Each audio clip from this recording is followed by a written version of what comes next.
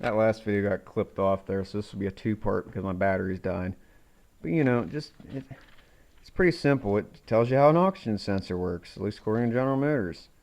Um, you know, it's got a chart here, shows you what it should look like, cycling rich and lean. You know, too rich. You know, if it's too long, you know, about the same reference. But if it's about reference voltage, it's too long. If it's too lean, I mean, it's all right here at your fingertips. You just got to go after it. Um,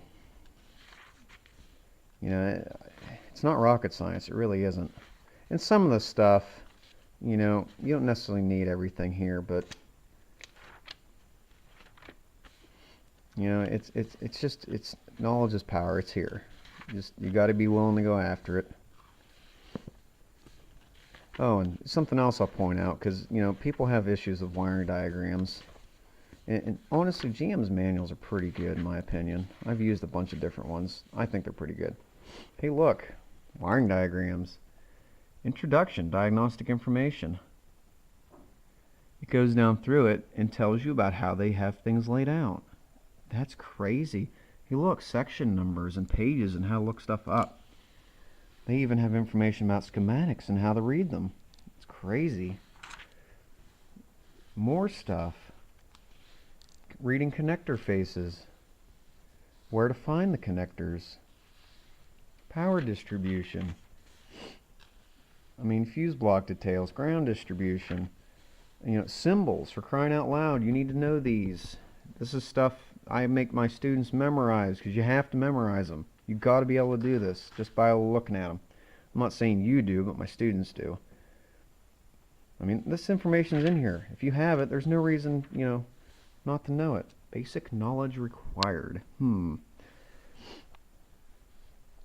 Without a basic knowledge of electricity, it will be difficult to use the diagnostic procedures contained in this section. You should understand the basic theory of electricity and know the meaning of voltage, current, amps, and resistance ohms. You should understand what happens in a circuit with an open or shorted wire. You should be able to read and understand a wiring diagram. Now, obviously, these are written for technicians, but you know, considering this is our resource of information, you know, a lot of the basics are in this book. You just gotta read it. I know that's crazy. You know, it talks about tools and different things. I just want to point out this section because I don't think a lot of people realize this. Oh, yes, here we go. Terminal deformation, very important. You'd be surprised how many problems are just due to bad terminal contacts or terminal fretting. Intermittence, and fuses, and etc., etc., etc. It goes on and on. You know, it even tells you how to do things. I mean, this is basic stuff. You should read this section. If you're not familiar with it, read it. You know, understand it. Go on YouTube, watch some videos. You know, learn about it. You know, that's why we're doing this. It's to learn. I really don't want to take you through all the kinds of electrical stuff. I mean, a lot of that information is already out there. I'm not going to redo what somebody else has already done. And I can point you towards those resources if that's something you specifically have the question. I'll probably put some links in the description to help some people with that. But just want to share those thoughts with you.